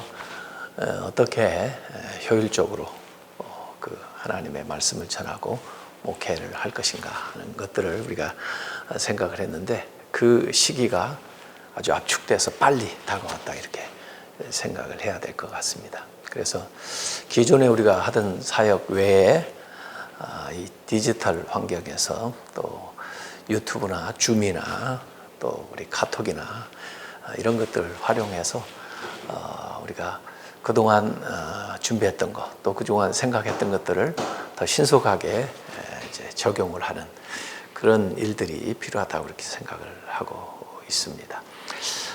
우선 저는 이 요한계시록에 나와 있는 그 7개 교회를 한번 생각을 해봅니다. 그 교회가 물론 건물이기도 하지만 실제로 우리가 교회이죠. 내가 교회이죠. 그래서 건강한 그런 교회의 모습을 나 자신도 또 우리 공동체도 그리고 우리 교회가 형성해 나가야 될 텐데, 요한계시록의 그 7개의 교회를 가만히 살펴보면 하나님께서 그 7 촛대 사이로 이렇게 다니신다. 그 교회 안에 하나님이 운행하시는 그 모습이 나오고, 그 다음에 그 7 교회의 그 사자들, 그 별을 하나님이 이렇게 오른손으로 붙들고 계시다는, 저는 그 말씀이 굉장히 그 소망이 되더라고요. 우리 사역자들을 하나님이 이렇게 붙드시고 교회 가운데서 하나님 운행하시면서 직접 역사하시고 또 목양하신다 하는 그런 믿음이 있습니다. 다만 그 7개의 교회를 가만히 진단하고 있는 걸 보면은 3가지 요소가 항상 나오는데, 우선은 먼저 칭찬을 하죠. 그 다음에 책망을 합니다. 그리고는 그 책망하는 것을 잘 받아들이고 그 개선하게 되면은 그 주시는 약속이 나옵니다. 그래서 칭찬과 책망과 약속이 이렇게 나와 있죠. 이걸 우리가 다 종합해 보면 오늘날 우리 교회가 갖춰야 될 그 이상적인 모습을 그대로 보여주고 있습니다. 물론 거기에 책망만 받은 교회도 있고요, 칭찬만 받은 필라델피아나 서머나 교회 같은 교회도 있지만은 이 전체적인 교회의 모습을 다 모아놓고 보면은 하나님이 뭘 원하시는지 우리에게, 우리 교회에 그런 모습들을 이렇게 알 수가 있습니다. 그래서 저는 이번에 코로나19를 당하면서 그런 생각을 했어요. 우리 교회들이 다시 한번 불타오르는 계기를 이번에 좀 만들었으면 참 좋겠는데, 그 요한계시록에 나오는 처방을 따라서 우리가 다시 뒤돌아보고 remember, 지금까지 했던 거, 잘한 것은 또 잘한 것대로, 못한 것은 못한 것대로 remember, 뒤돌아보고, 그 다음에 repent, 회개하고. 그래서 이 코로나19 상황은 뭐 여러분들이 많은 이야기를 하고 있습니다만은, 제가 생각할 때는 우선 우리 스스로에게는 why라고 물어야 된다고 생각해요. 그래서 왜? 그래서 실제로 밖에서 문제의 근원을 찾으면 개선할 길이 없습니다. 사실 환경 자체의 변화는 너무나 변화무쌍하기 때문에 밖에서 그 원인을 찾으려면 참 어렵죠.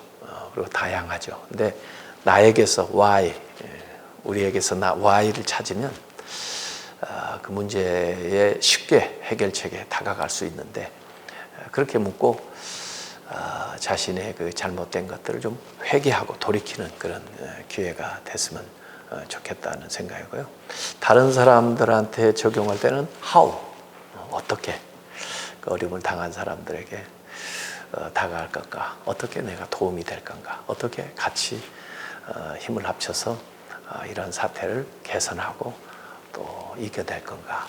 그래서 자기에게 대해서 why라고 묻는 것이 저는 repent, 회개하는 것이라고 생각합니다. 그래서 오늘 강의는 제가 우리 한국교회 안에, 또 우리 목회자들 교회 안에서 그 repent, 회개해야 되는 그런 면들을 좀 더 구체적으로 이 얘기를 하려고 생각을 하고 있습니다.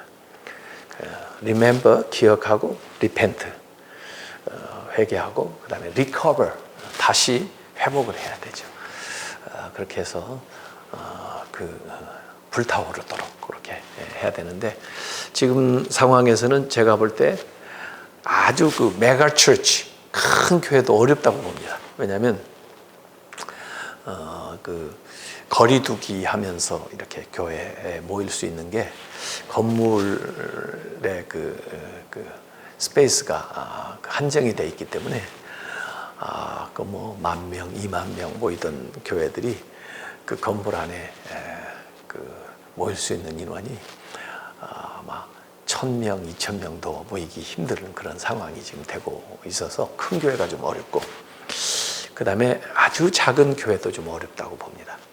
그래서 개척교회라든지 또 예배 환경 자체가 좀 어려운 그런 상황에 놓여 있는 교회들이 지금 좀 어렵다. 그래서 앞으로 우리의 이제 목회 방향이 강소교회, 한 200-300명 정도 모이면서도 그다음에 그 강한 그런 교회들을 많이 이제 육성을 해야 되는데, 지금 이제 개척교회도 참 안 되고 힘드는 그런 상황이니까 기존의 교회들이 그런 교회로 올라갈 수 있는 교회 재활성화, 리바이탈라이제이션, 요 면을 우리가 좀 더 강조해 가지고 나아가야 된다고 저는 생각을 하고 있습니다. 자, 그런 면에서 우리 한국 교회가 어떻게 다시 지금 그동안 해왔던 것들을 한번 다시 살펴보고 리셋 해가지고 다시 좀 시작할 수 있겠나, 리스타트 할 수 있겠나, 이런 생각을 하게 되는데, 이 요한계시록에도 계속 회개하라고 그랬잖아요. 회개. 개인도 그렇지만 교회도 그동안에 이제 사역했던 것들을 다시 한번 돌이켜보는 게 참 중요한 것 같아요.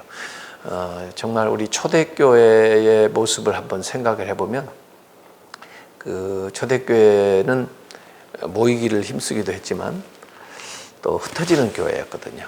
지금은 되게 이제 흩어지는 교회, 그리고 교회 중심에 물론 신앙생활도 중요했지만 이제는 그 가정 또는 일터, 이 현장에서 목회자 중심의 신앙생활을 하던 것에서 이제는 각자 개인이 함께 하던 영성을 우리가 중시했던 데에서 이제 홀로 있는 그 영성을 더 깊이 있게 하나님과 가져가는 그런 것들로 좀 사역이 또 신앙생활의 패턴이 좀 변화가 되는 것 같아요. 어떤 면에서 보면은 이런 일을 통해서 우리 교회가 더 건강해질 수 있고 개인들의 신앙이 더 건실하게 설 수 있는 계기가 된다고 이렇게 생각을 합니다. 그래서 좀 거품을 거두어내고 그동안 우리가 양적인 성장을 위해서 많이 노력을 해왔는데 좀 질적으로 신앙생활이 좀 깊어지는, 그래서 저는 요새 뭐 언택트, 비대면이라는 말을 하지만 저는 딥 컨택트, 하나님과 더 깊이 있게 만나고 또 어떤 면에서 우리 성도들 간의 교제도 좀 더 깊이 있게 이제 갈 수 있는 그런 계기가 되었으면 좋겠다 이렇게 생각을 합니다.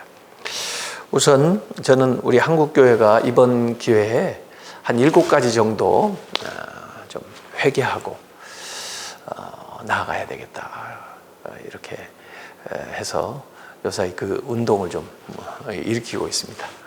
특별히 제가 이제 기독교 대한선결교회 이제 총회장을 맡게 됐는데 우리 교회 안에서 뭔가 우리 스스로 자정 능력이 있어서 이번 기회에 어찌 보면은 이 강제적인 안식년이 주어졌잖아요.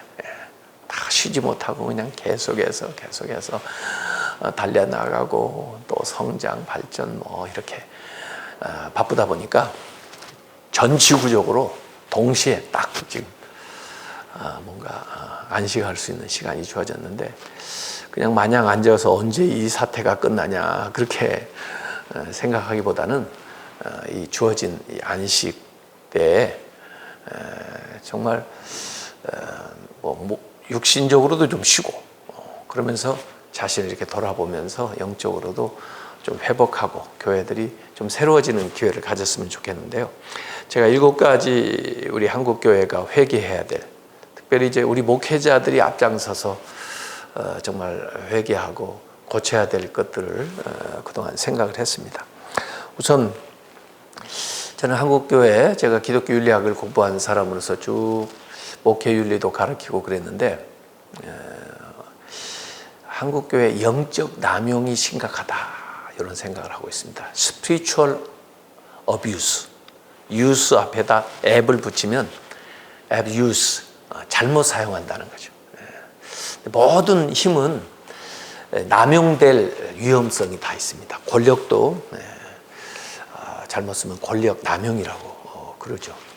어렸을 때도 애들이 힘 있는 애들이 힘없는 애들 막 이렇게 때려주고 그 다음에 괴롭히고 막 그러잖아요. 그게 힘의 남용인데 영역이라고 하는 것도 사실은 엄청난 힘이죠. 그리고 교인들이 목회자들이 영역을 가진 분들이다 이렇게 사실은 인정을 하고 있는데 이걸 좋은 방향으로 써야 되는데 이 영역을 가지고 좀 미약한 사람들을 학대하거나 또 그 힘을 남용을 해서 자기의 사욕을 챙기는 그런 경우를 봤습니다. 특별히 우리가 이제 신천지라든지 이 이단들을 보면은 전부 그런 교회, 그런 이단 사이비성을 가지고 있는 모임들은 이 소위 교주라고 하는 사람이 그 영역을 마치 자기가 독점한 것처럼 해가지고 사람들에게 참 악용하는, 남용하는 그런 모습들을 많이 보게 됩니다.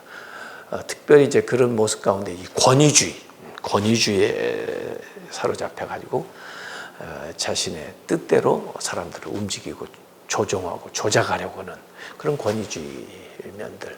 이번에 코로나 사태를 통해서 사실은 신천지가 그게 딱 그대로 극명하게 드러났지만 그런 경향성이 있는 모임들도 기존의 정통교회 안에서도 드러났다고 저는 일면 보고 있거든요. 그래서 우리가 참 이 영역 귀한 것이고 또 그걸 얻어야 되는 것이지만 그것을 좋은 목적에 써야 되는데 이를테면 그 율법주의 같은 거 있잖아요. 율법주의 같은 것은 그 법으로 사람들을 억압하고 이렇게 또 위협하고 마치 그 지도자의 말을 안 들으면 벌을 받을 것처럼 그렇게 그 하는 그 율법주의라든지 또 영적 엘리트주의, 나만 이걸 독점하고 있고 우리 집단만 이걸 할 수 있고 또 다른 사람들은 이렇게 정죄를 한다든지 하는 이런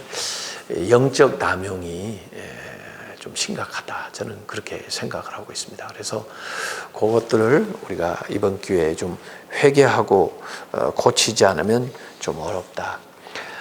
마치 우리가 설교할 때도 그 설교하는 용어들도 우리가 잘 선택을 해야 되고요. 설교하는 사람들이 마치 자기의 의견을 어떤 때는 하나님의 말씀이라고 이렇게 해서 그 설교를 통해 가지고 영적으로 미약한 사람들을 억압하거나 위협하거나 조종하려고 하는 그런 경우도 많이 목격이 됩니다. 그래서 이 영적 남용 이것을 우리가 고치지 않으면 어렵다. 그래서 지금 우리 한국 교회가 대외적인 신뢰도가 자꾸 이렇게 떨어지고 그러다 보니까 전도도 힘들고 또 교인들도 그 교회에서 이탈하는 그런 경향도 많이 생깁니다. 그래서 이 영적 남용 이게 잘못되면요 성적으로도 착취하는 경향이 생기기도 하고요. 그래서 교인들을 좀 위협하는 그런 수단으로 잘못 활용하는 그런 이단성 또는 사이비성을 지닌 사람들도 우리가 보게 되는데 그런 것들을 우리가 이번 기회에 좀 털어내고 회개해야 되겠다 이런 생각을 하고 있습니다. 두 번째는 제가 공의 사유화 문제에 관심이 많습니다. 공적인 것, 교회 공교회성을 우리가 인정하고 또 지켜나가야 되는데 그 공교회를 사유화하는 일들이 종종 목격이 됩니다. 그래서 사실 그 십계명 안에도 도적질을 하지 마라 8번째 계명이 나옵니다만은 그 십계명이 주어졌을 때 상황은 그 시내산에서 광야 생활할 때 주어진 거거든요. 그러니까 그 당시는 사유재산 제도가 이미 확립되지 않은 그 시절에 이 말씀이 주었습니다. 요새는 이제 도적질하지 마라 하는 것을 마치 사유재산을 보호해주는 말씀인 것처럼 이렇게 생각을 하는데 원래 오리지널하게 이 계명이 주어졌을 때는 사유재산 개념이 없을 때 서로 공동으로 같이 더불어 살 때 도적질하지 마라 하는 계명이 주어졌거든요. 그러면 그 계명의 원뜻이 뭐냐면 공공의 것을 사유하지 마라는 거죠. 공을 사유하지 마라 이런 겁니다. 사실 이스라엘이 가나안 땅에 들어갈 때 여리고 성 그 아주 강력한 성과 이제 첫 번째 전장을 이제 벌이게 되는 그런 상황이 있었잖아요. 근데 하나님이 여호수아에게 명한 또 백성들에게 얘기하라고 한 것이 있습니다. 뭐냐면 이것은 성전이 돼야 된다. 거룩한 전쟁이 돼야지 사사롭게 탈취하는 전쟁이 되어서는 안 된다. 그래서 이 첫 번째 전쟁의 승리는 하나님께 오로지 영광을 돌려야 내가 너희들과 같이 간다. 그래서 이 전쟁에서 얻게 되는 전리품 하나도 사적으로 취하지 말아라. 모든 거 하나님께 돌려드리라. 그랬거든요. 그래 그렇게 엄하게 명했는데 이 여리고 성을 함락한 다음에 그다음에 이제 아이성 여리고보다 훨씬 미약한 성이었죠. 근데 이제 아이성에서 처음에 실패하게 되잖아요. 그 실패한 원인을 찾는 과정 속에서 아간이라는 자가 나왔습니다. 근데 그 아간이 여리고 싸움에서 좋았던 것들을 외투라든지 뭐 이렇게 귀중품 뭐 이런 거 이걸 탈취해 가지고 몰래 숨겨놨었죠. 그게 이제 드러나게 된 겁니다. 그게 뭡니까?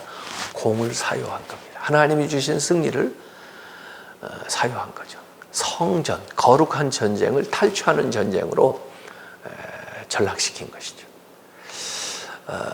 하나님께 돌려야 될 첫 열매를 개인이 취하게 된 그런 것 때문에 이어서 일어난 그 아이성에서 참패를 하게 된 그런 것들을 우리가 성경에서 이제 보는 거죠. 그래서 하나님이 주신 이 공을 사유하지 말아라. 창세기 때부터 가만히 보면요, 죄의 역사는 공을 사유하는 것으로 나타납니다. 공적인 것을 사유하는 거예요. 그래서 아담도 선악과 그 공인데 그걸 사유화하는 것으로부터 죄가 들어오는 거고, 가인의 죄도 하나님은 공적인 하나님인데 왜 모두의 하나님이 돼야 되는데 아벨의 하나님이 되면 안 되고 나의 하나님만 돼야 된다. 마치 하나님을 가신처럼 자기만을 지지해주고 자기 제사만 받는, 이런 하나님을 독점하려고 하는, 거기에서부터 죄가 발생을 하는 걸 성경에서 쭉 볼 수가 있습니다. 그래서 그 홈리와 비나스 같은 사람들도 보면 이 교회 안에서 성전 안에서 섬기는 공적인 일을 하면서도 그걸 통해서 사유화하는, 개인의 욕망과 개인의 욕심을 위해서 이것을 취하는 그것으로부터 이 성전 자체가 타락을 하고, 그 성전이 타락하니까, 제사가 타락하니까 모든 사람들에게 악한 영향을 미치게 돼서 결국 나라까지 위태롭게 되는 그런 상황이 발생하게 된 것이거든요. 그래서 이 공적인 것을 사유하는 이런 거, 우리 목회자로서 교회가 공이고, 또 내가 사실 교회에서 섬기는 이 시간도 공적인 거고, 또 교회에서 주신 물질도 사실 공적인 건데, 이것을 어떻게 우리가 정말 하나님의 뜻에 맞게 활용하고 사사롭게 쓰지 않는 그런 결단이 우리에게 좀 필요하다 하는 이야기입니다. 그래서 교회에 좀 공교회성을 세워나가야 된다. 우리가 담임 목사직 세습에 대한 문제도 좀 나오고 그럽니다만은 더 그 근원적인 문제에서 우리가 진단해야 될 것은 공을 사유하고 있지 않는가 하는 것에 대한 생각을 우리가 해야 된다고 봅니다. 그래서 이 자기 몸만 기르는 목자가 되어서도 안 되고, 교회에서 우리에게 주신 그 권한을 사사롭게 쓰는 사람이 되어서는 안 된다. 실제로 이제 성령의 역사는요, 개인의 것을 공유하는 역사로 오히려 나타납니다. 그 사도행전에도 보면은 은혜 받게 되니까 다 자기의 것을 자기 것이라 하지 않고 오히려 내놓잖아요. 그래서 그 어려운 사람들이 모인 공동체였지만 부족한 것이 없었다 할 정도로 이 성령의 역사는 살을 공유하는, 이게 이제 더 나아가면 물질만 공유하는 것이 아니고, 시간만 공유하는 게 아니고 내 생명조차도 공유할 수 있는, 예수님의 그 공생애, 퍼블릭 라이프라고 그러잖아요. 예수님의 공생애라는 건 뭡니까? 예수님의 생애 자체를 나누는 거예요, 모든 사람들을 위해서. 그래서 사멸봉공, 자신을 멸해서 십자가에서 봉공, 모든 사람들을 섬기는 것이 예수님의 십자가의 그 정신 아닙니까? 그래서 성령의 역사는 살을 공유하는 걸로 나타나고, 사탄의 역사는 공을 사유하는 것으로 나타난다. 우리 한국교회 이렇게 돌아보면 이 공교의 개념이 아주 희릿한 그런 면들을 보게 됩니다. 그래서 공을 사유하는 일들이 어쩌면 이 교회에서 앞장서서 일하는 사람들로부터 그런 면이 있지 않나, 이런 생각을 해요. 왜냐하면요, 이 목회직만큼 공적인 영역과 사적인 영역이 예매모호한 직이 없는 것 같아요. 다른 것들은 그래도 좀 공사가 분명한데, 우리는 새벽부터 이렇게 기도에 인도하고 또 퇴근 시간 이후에도 사실은 사역을 해야 되고, 또 사람들과 이렇게 상담을 하고 그럴 때도 사실 공적인 것과 사적인 것이 경계가 모호한 그런 관계를 갖잖아요. 그러다 보니까 그 심리적으로 조금 친밀한 것이 또 어떤 육체적인 성적인 문제로서 발생되기도 하고, 또 정말 내가 하나님 교회를 위해서 개척교회 때부터 모든 걸 다 드리고 이렇게 모든 교회 것이 어찌 보면 내가 드린 것이고, 그러다 보니까 또 교회 것이 내 것이고, 이렇게 어떤 이 경계가 모호한 일들을 어떤 때는 이제 하게 되는 경우가 있는 것 같습니다. 그러다 보니까 공을 사유하는 이런 유혹이 누구보다도 좀 목회자에게 많지 않나 이런 생각을 하고 있어요. 그래서 우리가 그걸 더 특별히 주의해서 공을 사유하는 일이 없어야 되겠다. 이런 또 그 일에 대해서는 우리가 다시 한번 회개하고 새롭게 좀 시작했으면 좋겠다 하는 것이 제가 두 번째 회개할 점으로 제시를 하는 겁니다.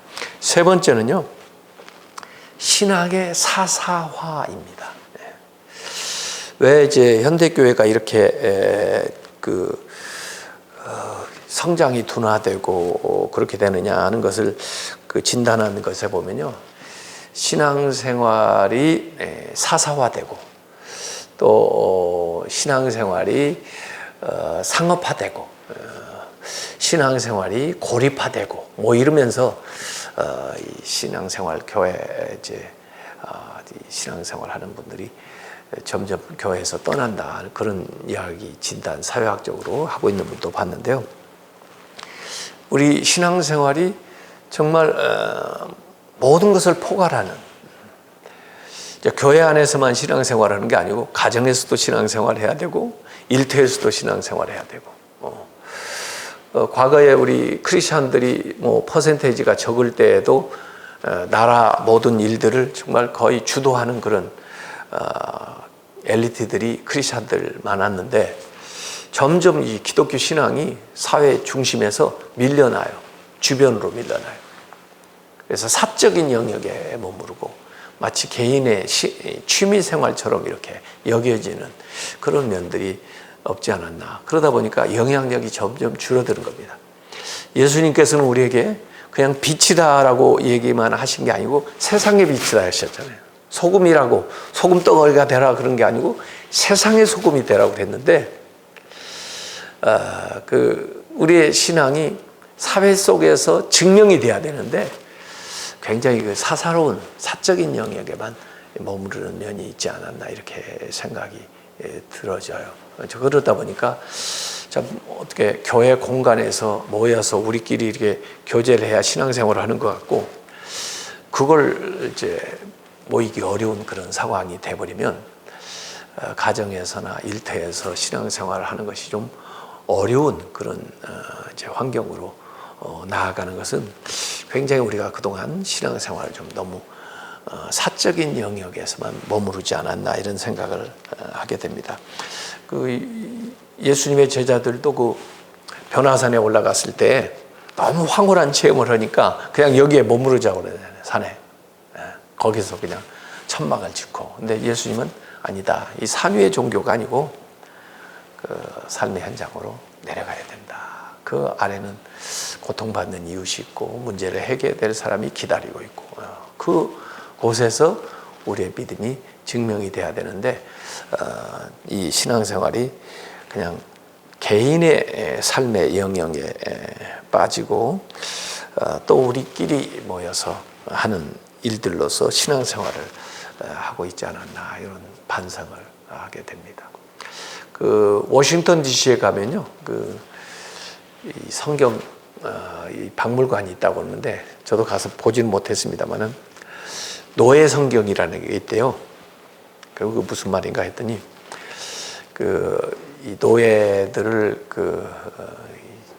쓰고 노예 제도를 합법화할 때 성경에 이제 특별히 이제 출애굽기라든지 이런데 좀 합당하지 않은, 지지해주지 않은 그런 부분이 나오잖아요. 그 부분은 이제 제거를 하고 편집한 성경. 그래서 노예들의 성경이다. 그래서 성경 말씀을 그대로 있는 대로 다 믿지 않고 나를 지지해 주는 것만 골라 뽑아가지고 이야기하고 믿는, 이걸 이제 구멍 숭숭 뚫린 성경이라고 그래요. 전체 성경 믿지 않고. 그래서 대개 우리가 이 성경 말씀을 들으면서 뭔가 고치고 변화되고 새롭게 이제 살아가야 되는데, 오히려 이 확증 편향이라고 그러죠. 자기를 지지해 주는 본문 말씀만 주택하고 얘기하고, 그래서 오히려 자기의 그 고집과 생각을 더 강화하는 쪽으로만 나아가고, 이렇게 되다 보면 굉장히 우리의 입지가 좁아져서 결국에는 신앙생활이 사회에 영향력을 못 미치는 그 신앙의 사사화, 이걸 우리가 회개해야 된다, 저는 그런 생각을 합니다. 그래서 우리 목회자들뿐만 아니라 우리 신앙생활하는 우리 신자들이 자신들의 그 삶의 영역에서 자신의 믿음을 증명해내고 살아갈 수 있도록 그렇게 격려하면서 가르쳐야 되겠다. 그게 제가 세 번째 생각하는 겁니다. 네 번째는 침묵 과다 신드롬을 회개해야 된다. 물론 이제 기독교 안에서 중요한 요소가 이 친교죠, 펠로십. 그래서 믿는 자들이 함께 모여 교제하는 거. 우리가 예배만 드린다고 다 되는 게 아니잖아요. 지금 코로나19 사태를 경험하면서 제일 우리가 아쉬운 게 이 교제, 같이 음식을 나누면서 성도들 간에 또는 소그룹으로 이렇게 모여서 교제하는 게 참 필요한데, 그 활동을 못하고 마치 이제 예배를 드리는 것으로 신앙생활을 다 한 것처럼 이렇게 여겨져서 교회에 와서 참석해도 예배만 드리고 가게 되고, 또 이 영상으로도 거의 그냥 설교 중심으로 어찌 보면 예배를 본다고 할까요? 이런 식으로 가다 보니까 참 교제가 얼마나 중요한가 요새 이제 알게는 되는데, 그러나 그동안 우리가 한 걸 가만히 생각해보면 이 교제의 차원을 넘어서 우리끼리 하는 친목회처럼 된 경향이 많이 있습니다. 심지어 그 남전도회, 여전도회, 전도하라는 모임인데도 전도하는 모임보다는 자기들끼리 친교하는데 너무 많이 물질과 시간을 쓰고, 제가 이제 교단 일을 하다 보니까 교단에 여러 기관들이 있잖아요. 근데 전부 그 기관들마다 무슨, 우리 목회자들도 그러더라고요. 무슨 축구 대회, 또 각종 무슨 연수다 뭐 해가지고 해외 여행 뭐 이런데 우리끼리 모여가지고 친목을 강화하는 쪽으로 너무 시간과 물질을 많이 썼던 것 같아요. 그래서 저는 이걸 친목 과다 신드롬이다, 이렇게 이제 이름을 붙이는 거죠. 그래서 정말 이 사귐이 계속 우리끼리 진행되다 보니까 우리의 공동체를 결속을 강화하는 데 도움이 됐는지는 몰라도, 원래 그 코이노니아는 주님을 중심으로 해서 공통의 것, 주님이 주신 그 생명을 같이 나누는 사귐의 공동체인데, 어찌 보면 이제 사람이 중심이 돼가지고 어떤 모임들을 해 나가는 면들이 많이 있었던 것 같습니다. 어찌 보면 그것이 우리를 편안하게 만들고, 또 어떻게 말하면 뭐 그 수고하지 않아도 자연히 할 수 있는 일이라 그게 쉽게 했는지 모르겠습니다. 근데 우리의 이 친교는 오히려 나아가서 다른 사람들을 구원하고 또 섬기고 또 그들을 그 하나님의 말씀으로 양육하는 그 힘을 얻기 위한 어떤 것이 돼야 되는데, 그 친교 자체만을 위해서 계속 이것이 진행이 되다 보니까 너무 침묵 과다한 그런 모임을 그동안 우리가 해오지 않았나. 그래서 이번 기회를 통해서 한번 하나님이 기회를 주셨다 이렇게 생각하고요, 필요 없는 것들은 좀 다 제거하고 꼭 필요한 것 중심으로 재편을 해서 기존에 했던 행사들도 좀 다시 한번 원점에서 생각을 해가지고 꼭 필요한 거, 정말 전도 활동에 도움이 되고, 그 다음에 주님 중심으로 해서 우리가 모여 그 친교하는 그거 외에는 좀 거품을 좀 걷어냈으면 좋겠어요. 그래야 우리가 물질도 전략하고 시간도 전략해서 더 본질적인 일에 집중할 수 있지 않겠나 이런 생각을 합니다. 다섯 번째는요, 공로자 신드롬. 제가 이제 신드롬을 몇 가지 지금 얘기를 하고 있는데, 친목 과다 신드롬이 있는가 뿐 아니라 공로자 신드롬이 있습니다. 이 말이 무슨 말이냐면, 우리가 어찌 이제 교회를 개척을 하고 또 참 거기에 헌신을 하시고 그러다 보니까 교회에 공로자가 많아졌어요.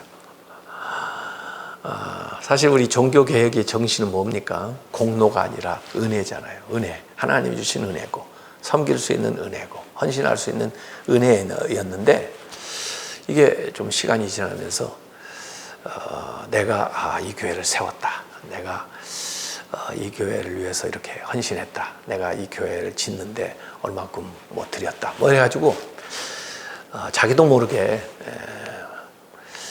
그 지분을 요구한다거나 그 안에서 자기의 위치나 이런 것들을 당연시하고 또 강요하고 그런 경향이 생겨나는 것들을 보게 됩니다.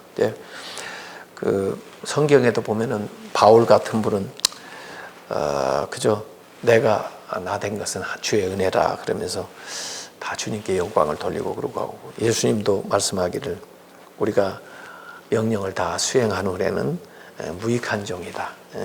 우리가 해야 될 일을 했을 뿐이다. 이렇게 말씀하시고 그랬는데, 다 자기 상을 구하는 그런 일들이 우리 주변에서 많이 있습니다. 더구나 우리 한국교회가 짧은 시간에 대단한 이렇게 부흥을 경험하다 보니까 뭐 어찌 보면 공로자들이 많이 생기게 된 거죠. 그래서 지금 한국교회가 은혜보다는 공로를, 감사할 일을 자기의 권리로, 또 자기의 직분을 지위로 여기고, 또 동역자를 경쟁자로 여기고, 또 우리가 하는 사역을 사업처럼 생각하는 이런 영향이 많지 않나 이런 생각을 합니다. 그래서 소위 이제 성공한 목회자들, 이런 분들이 실제로 은퇴하게 될 때 그 말이 어디에서 왔는지 모르지만 공로금이라는 걸 요구하기도 하고 공로금을 드리기도 하고 그러더라고요. 그게 굉장히 비기독교적인 말이죠. 주님 앞에 쓰임을 받아서 일하는 것 자체가 감사해야 되는데, 거기에 대한 어떤 공로를 주장하는 이 일들 때문에 은퇴하시고 나서도 계속해서 그 영향력을 행사하려고 하는 그런 모습들이 보이고, 그래서 후임자가 또 목회 사역하는데 더 어려운 그런 일들이 우리 눈앞에 보이는 거라고 저는 생각을 합니다. 그래서 한때 부흥의 주역이었던 분들이 이제 어느새 이 교회에 걸림돌이 되고 있는 그런 상황을 목격하면서 좀 이 일을 우리가 철저하게 회개하고 반성해야 되겠다. 대체로 어떤 분들은 나는 그래도 된다. 왜 내가 이만큼 했으니까. 어떤 자기의 보상 심리 때문에 요구하는 것들도 있는 것 같습니다. 근데 바울은요, 모든 것이 내게 가하나 다 유익한 것이 아니다. 고린도전서 6장 12절에 말씀하고 그랬는데, 저는 이걸 뭐라고 얘기하냐면 할 수 있지만 하지 않는 윤리. 저도 어느 정도 규모가 있는 교회 담임 목사이고 이제 총회장을 하다 보니까 제가 하고자 하면 할 수 있고 요구하면 해줄 수 있는 그런 것들이 많이 있습니다. 근데 스스로 그것을 내려놓는다는 거, 할 수 있지만 하지 않는 윤리가 참 필요하다. 요새는요, 과학기술 문명 굉장히 발전했기 때문에 뭐 사실 뭐 인공지능이라든지 또 유전자 그 기술을 통해서 인간 복제라든지 이런 것들도요, 과학적으로 얼마든지 가능할 수 있을지 몰라요. 그러나 우리가 인간이기 때문에 할 수 있지만 하지 않는 윤리가 필요하다고 봅니다. 그래서 어떤 연구는 스스로 자제해야 되고 규제해야 되고 스스로 내려놓고 이렇게 하는 노력이 필요하다고 생각합니다. 근데 이 공로자 신드롬이 어느새 이렇게 만연돼 있어서 자기가 한 것에 대한 어떤 대가를 요구하는 그 일 때문에 일을 잘 해놓고도 이렇게 교회가 어려워지지 않나 이런 생각을 합니다. 여섯 번째는요, 저는 송사 신드롬이라고 이렇게 생각을 했습니다. 송사. 그 교회 안에, 교단 안에 송사하는 일들이 많아져요. 그래도 저는 아직까지 다행히 재판에 일반 법정에 그 송사 당한 일이 없어서 그래도 다행입니다만은, 대체로 제 주변에 어느 정도 규모가 있는 목회를 하시는 분들 보면요, 다 그렇게 법률적으로 일반 법정에 이 피고가 되기도 하고 또 가야 되는 경우가 되고 그러더라고요. 그래서 참 왜 이런 일들이 있나. 그러니까 아마 이 지방, 저희 같으면 이제 지방인데, 지방이나 총회 그 재판위원회에서 좀 여러 가지 신뢰할 만한 그런 이제 어떤 결과를 못 봤기 때문에 억울하니까 그 자기의 권리에 그 호소하기 위해서 이제 일반 법정으로 나가는 경우가 있는 것 같습니다만은, 이게 너무나 만연돼 가지고요, 세상에서도 참 교회를 걱정할 정도로 이렇게 되고 있습니다. 그래서 이런 거 좀 고쳐야 되지 않나. 저는 좀 한 10년 된 것 같으네요.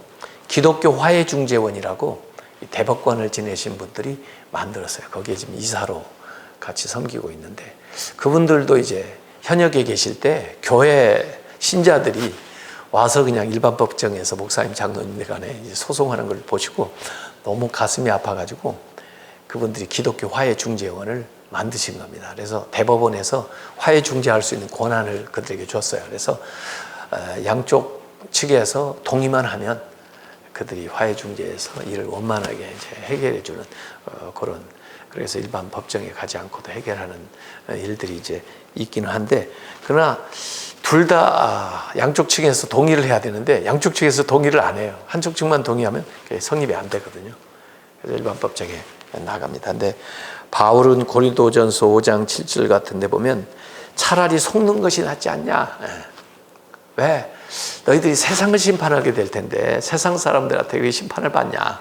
오히려 손해나는 게 낫지 않냐. 이럴 정도로 아주 바울이 울분에 차서 고린도 교회에게 얘기한 그 대목이 있습니다. 그래서 우리부터 좀 평화롭게, 그러기 위해서는 나부터 성결하게 이렇게 살아가는 운동이 있어야 되지 않겠나. 그래서 법률적으로 호소하다 보면 우리가 시간도 많이 들어가고 또 교인들의 그 헌금, 좋은 물질들이 그렇게 낭비되는 경향을 너무 많이 보고 있거든요.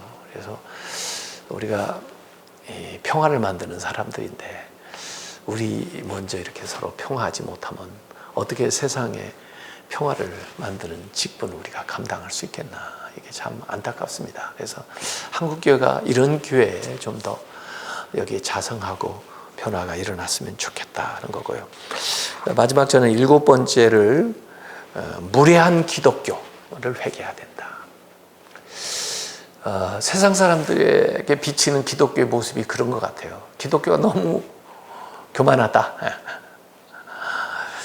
우리가 말하는 방식도 그렇고 행동하는 방식도 그런 것 같아요. 그래서 물론 우리가 진리를 가지고 있다는 확신은 참 중요합니다. 그러다 보니까 그러지 못한 것에 대해서 좀 확신 있게 전하다 보니까 과해서 그런 표현이 되는지 몰라도요, 이 세상은 정말 진짜 다원주의고 상대주의고 그러잖아요. 그 안에서 우리가 절대적인 진리를 가지고 있는 크리스찬이니까 어떤 때는 확신 있게 그렇게 행동을 해야 되지만, 그러나 표현하는 방식은 좀 더 겸손하게 또 그들의 마음에 와닿게 감동적으로 그렇게 좀 시간을 두고 점진적으로 했으면 얼마나 좋겠나. 기독교의 그 미덕 가운데 하나가 환대하는 거잖아요. 이렇게 문을 열고 그들을 받아들이고 또 그들과 더불어 같이 지내면서 이렇게 영향력을 행사하고 끼치는 그런 건데, 너무나 지금 일반 사회에서는 기독교가 이제 그동안 이제 교세도 커지고 뭐 나름대로 건물도 멋있는 거 가지고 또 물질도 또 있다 보니까 너무 우리가 표현하는 방식에 있어서 좀 무례하게 느껴지는 것들이 일반 사회에 좀 있는 것 같습니다. 그래서 우리가 기독교적인 교양이 필요하고요. 또 어떤 사안에 대해서도 뭐 정죄하기보다는 치유하는 측면에서 이렇게 접근하는 것이 좀 필요하다고 생각하고요. 우리가 교회사에서도 보면 이 십자군 전쟁이 있잖아요. 복음을 받을래, 칼을 받을래 이런 식으로 하는 그런 경향이 우리 안에 있는 것 같아요. 그래서 이제 마귀들과 우리가 싸운다 뭐 이런 찬송 막 부르고 이렇게 나가다 보니까 우리를 이제 용납하지 않거나 또 대적하거나 우리와 생각이 다른 사람들을 너무나 적대시하고 또 우리가 그들에게 대하는 방식이 좀 무례하지 않았나 이런 것을 생각을 하고 있는 것입니다. 그래서 이 기독교가 좀 더 우리의 가진 이 복음을 사람들에게 정말 감동이 되도록 전하는 방식이 없겠나 이런 생각을 이제 하게 되는 거죠. 그래서 지금 어느 때보다도 믿지 않는 사람들과 소통을 우리가 잘 해야 되고 실제로 이제 우리가 말로서 그들을 설득하고 말로서 논리를 반박해서 이겼다고 전도되는 게 아니거든요. 그 마음이 움직여야 되는 것인데 그래서 우리가 생활 속에서 관계를 통해서 사람들을 인도해 나간다고 하는 것은 참 어려운 과제입니다. 그래서 좀 이런 면들을 우리가 고쳐야 되지 않겠나 이런 생각입니다. 그래서 저는 이 새로운 이제 목회 상황 또 이런 일들이 이제 새로운 일상처럼 우리 다가온 이 상황 속에서 우리 교회가 어떻게 변화되나, 우리 목회자들은 어떻게 변화되어야 되느냐. 근데 우선 다른 사람에게 요구하기 전에 우리 스스로 지난 세월 동안 살아온 것들을 돌이켜보면서 회개할 것들을 고치고 또 새롭게 정립을 하게 되면 훨씬 더 이번 기회를 통해서 그 복음을 더 효과적으로 전하면서 저들을 구원할 수 있는 길에 다가가지 않겠는가 이런 생각을 하고 있습니다. 참 목회 환경이 너무나 어렵습니다. 또 우리 횃불 이렇게 공부를 같이 하고 있는 저희들이요 계속 이렇게 변하는 상황 속에서 어떻게 해야 정말 잘 대처하면서 또 앞서서 선도해 나갈 수 있는가 이런 것들을 생각해야 된다고 봅니다. 그래서 어렵지만 어찌 보면 또 이 위기가 우리에게 기회가 될 수 있으니까요. 우리가 변화되고 그리고 새로운 상황에 대한 인식을 빨리 우리가 하게 되고 그다음에 거기에 적합한 자신의 목회 방법을 개발한다고 하면은 이 일에도 불구하고 오히려 우리가 잘 해나가지 않겠나 이런 생각을 합니다.